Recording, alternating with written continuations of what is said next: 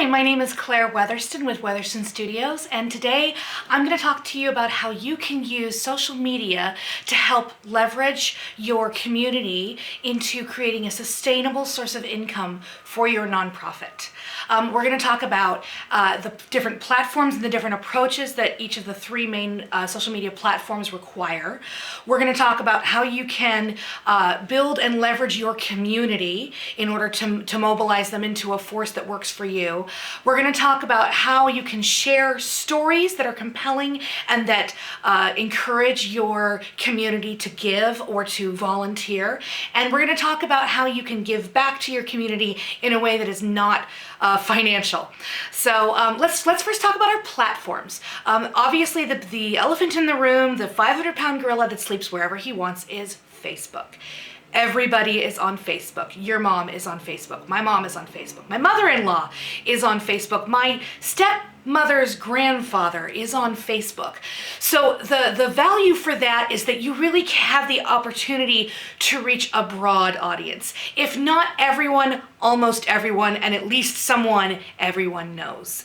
And the way that this is where you need to tailor your approach, because honestly, if you don't have a Facebook strategy, don't bother.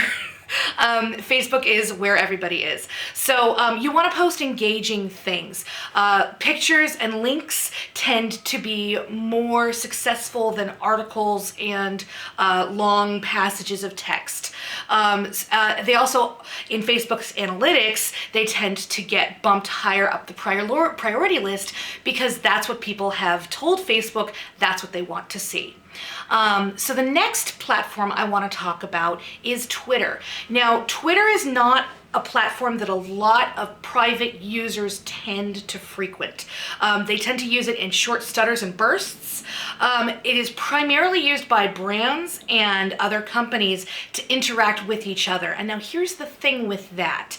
It is not it's not a primary source for users. However, it is watched very heavily by news media. I don't know if you remember Ellen's Oscar selfie. That was huge. And it was all because Ellen tweeted a picture and there were conversations back and forth. And that's where you can really actually find some value with Twitter, is in having those actual conversations with personalities and brands and other nonprofits and charities that you want to emulate or want to work with. So that's how Twitter is best leveraged. Instagram is an interesting beast because it is used primarily by the millennial generation, people born after 1990. So they are young and therefore might not have as much disposable income. However, they are the content creators, they are the influencers, they are the people who are telling their parents what to do, where to give their money, where to spend. And so that is not a community to neglect because they are the influencers currently. So with Instagram, I highly recommend, there's a lot of daily hashtags that people use. The thing with hashtags is it's a way to search content using that uses that hashtag, and you can find anything that's been posted with that hashtag on that social media. So that's why it's used. There are hundreds of Googleable lists online of, daily hashtags about charities, hashtags about kids. So do avail yourself of those hashtags. With that, you want to keep it short and sweet with about 5 to 10 hashtags. I know that sounds like a lot for those of us that don't use that platform, but that is the standard number.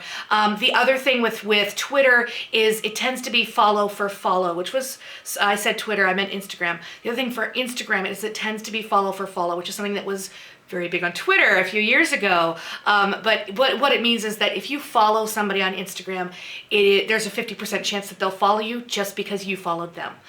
So that's one of those, just click anybody that it suggests, yes. With Instagram, you're really looking for volume more than quality. So going back to Facebook also, there is a paid option for ads on Facebook. I have worked with some brands that had some success on using the paid function of Facebook. I have also worked with some brands that didn't really see a lot of results. If you're a younger brand that doesn't have a huge marketing budget to throw at doing sponsored links on Facebook, you might find less value in it than a more established brand. So those are the platforms, and now we're going to move on to leveraging your community. And what does that mean? The community aspect, again, going back to the millennial generation and my generation, which is that pocket generation born in the 80s, what we are looking for is experiences and feeling like we connect emotionally with a brand. That is where we live in terms of where our loyalties are and where we'll spend our money. So when we talk about community on social media, what we're talking about is people who have an emotional connection to the brand, to the charity, to the cause. So the way that we achieve that is, first of all, the content that you create should highlight what the need is, highlight what your organization is doing to meet that need, and then highlight how your community can help you meet that need. One great example, a friend of mine recently did the New York Marathon and raised money for abandoned pets all throughout New York City. And she did a really great campaign on her personal Facebook, showing stories of specific animals that they had saved, specific animals in need, and her specific plans and what she was doing, what kind of sacrifices she was making in order to contribute to this cause. So that's the kind of thing you want to share with your community. Now, there's two aspects to your community as you're building your brand. The first is your personal network. And this is where it gets tricky, because we have something that I like to refer to as ask fatigue. Ask fatigue is something that everybody experiences, because what they see every day, especially those of us who use social media frequently, several times a day, is we see a long stream of people that want something from us.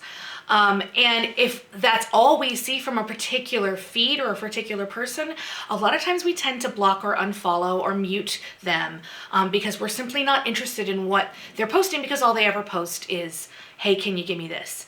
So in order to avoid ask fatigue, I recommend, if you post, two to five times a day, maybe only post once a day. If you only post once a day, maybe only post once a week about the cause that you are personally championing.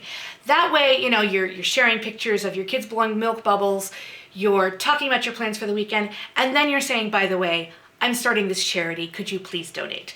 And that creates a much more organic relationship, not only with your personal network, but also with your followers that you eventually build. Now, the followers / likers / friends of your brand, they've already bought in. So with your personal network, you're just asking them to buy in. Just like us on Facebook. That's all I want. Just like us. With the people who have already bought in, now again, we're also looking to avoid ask fatigue. We don't want to ask our likers or followers or whatever more than, say, once a week for things. And what we really want to do with our followers is we want to create a value in sharing your particular page. Why do I want to share my friend's hats that she makes? And so with that, that actually leads us back into our next topic, which is stories. The sharing our stories on Facebook is how we create that emotional connection on Facebook and all social media. By creating so to create the emotional connection, there are three kinds of ways that you can share a story that does that. Again, one is to share the need, just as when you're building your community, to share the need that your particular charity has, or that the people that your charity serves has. Showing that, images of, there's a reason that the ASPCA commercials with Sarah McLachlan are incredibly successful, and it's because it's a sad song with crying puppies. If you can get that crying puppies moment, that's what we're looking for in terms of sharing the need. The second type of story that you can share are success stories. Animals who found homes, children who found homes, families who were able to feed themselves, parents who found work after being out of work for several years. These are the kinds of success stories that get people invested and make them feel like they can make a difference and possibly even have made a difference. Which ties into the next topic, which we're not going to get to just yet. And the final kind of story that you can share is images and articles and blog posts of members/volunteers/donors helping the charity. There is nothing the current social media culture has created more than the desire for a little bit of celebrity. If somebody thinks that they could get their picture shared on their favorite charity's page, well, then they'll share it to their charity, their network, and then the people in their network will say, "Hey, Bob got featured on that page. I want to be featured on a page. I'm going to go look at that page."